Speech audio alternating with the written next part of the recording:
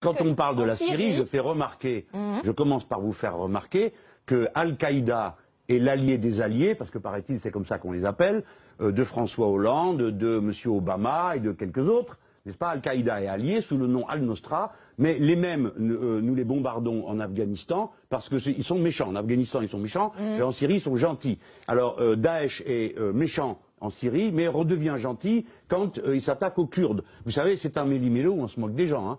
Que se passe-t-il là-bas? Toutes les grandes puissances ont les doigts dedans.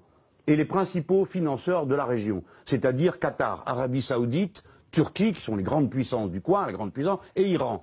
Et c'est une guerre, tout ce qu'il y a de plus classique et conventionnel, d'influence, pour détruire des pays qui posent de manière séculaire des problèmes aux monarchies du Golfe et aux Turcs et aux Iraniens. Clairement, la stratégie américaine et française est en flop total. Parce que Daesh, qu'on devait contenir à un endroit, se retrouve à l'autre. Je vous signale que la dernière fois qu'on les combattait, c'était en Irak. On les retrouve là, donc c'est un échec total. Et on est censé les avoir frappés je ne sais combien de fois en Irak. C'est curieux, ces gens résistent aux bombes avec une vigueur inouïe. D'accord? Bon, les voilà en Syrie. Maintenant que les voilà arrivés en Syrie, on recommence la même comédie. Tout ça n'a débouché sur rien. Les Russes sont arrivés, et que voit-on? À peine arrivent-ils, se donnant pour objectif de frapper Daesh, y parvenant avec un certain succès, qu'ils se font reprocher de bombarder les opposants et la population civile. Les opposants. C'est notamment ce que dit aujourd'hui une ONG, hein, qui sur le nombre si c'est de une personnes... ONG, doit-on la croire pour autant? Mais pourquoi pas? Pourquoi pas, en effet, vous avez raison, alors pourquoi pas me croire moi? Bon, j'ai au moins d'aussi bonnes informations, croyez-moi. Que doit-on dire? Et ils bombardent des populations civiles, est-ce vrai ou pas? Bah oui.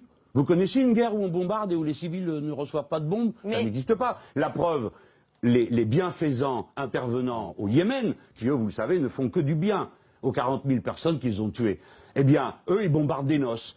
Quand on est en Afghanistan, on bombarde des hôpitaux. Mais là, non. Comme c'est les gentils, on n'en parle pas. On va parler de ceux qui éventuellement... Alors, selon l'ONG que vous contestez, la Russie bombarderait surtout des rebelles. Ceux-là même qu'on célébrait, hein, quand il y a 4 ans, ils se sont levés contre moi, je ne les ai jamais célébrés.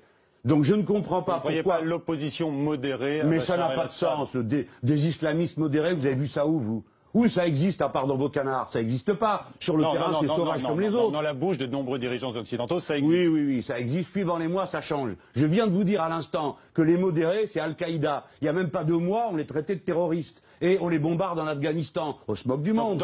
Pourquoi j'en parle comme ça? Après tout, je pourrais très bien dire, c'est pas mon affaire. C'est qu'il y a un risque d'embrasement absolument terrifiant. Il y a un risque de guerre mondiale dans cette affaire. Quand j'entends les Anglais dire qu'ils prétendent bombarder les avions russes qui violeraient l'espace ou je sais pas trop quoi, ce sont des fous de faire ça. Il ne faut pas faire ça. Il faut maintenant s'asseoir à la table, discuter, et on discute avec les gens qui sont là. Bachar el-Assad. Mais écoutez, c'est pas ça la question que vous devriez me poser. Responsable du massacre de son peuple, je le dis. Oui, bien sûr. Nous et nous tous, nous allons le répéter en chœur avec les gens qui sont à la technique. Mais est-ce que la question que vous devriez me poser, c'est est-ce qu'on négocie avec Daesh? Ça n'a pas l'air de vous déranger. Je viens de dire on négocie avec ceux qui combattent. La première idée qui vous vient à l'esprit, c'est Bachar el-Assad. C'est-à-dire que Daesh n'est pas l'ennemi pour vous. Pour vous tous, l'ennemi essentiel, vous ne savez même plus pourquoi, c'est Bachar el-Assad, et vous pensez que l'objectif prioritaire, c'est de le faire tomber à n'importe quel prix. Eh bien moi, je ne suis pas d'accord pour qu'il tombe à n'importe quel prix. Je suis pour qu'il s'en aille et pour qu'il ait un gouvernement d'union nationale. Mais il s'en ira quand les circonstances seront réunies pour que ce soit un accord honnête. Sinon, vous aurez la Libye bis. C'est ça que vous voulez? On a compris. Heureusement, vous avez compris ça. La solution dans ce genre de situation est rarement militaire. Tout le monde le sait. Si la situation était militaire, nous devrions connaître la paix, le bonheur et la joie en Libye, ainsi qu'en Irak, ainsi qu'en Afghanistan. Et là-bas, partout, nous avons défendu des grandes causes très intéressantes, très intelligentes. Le résultat au prix d'un chaos indescriptible, de souffrances épouvantables et de flots d'immigrés dont vous savez tous que ces pauvres gens fuient quelque chose que plus personne ne comprend.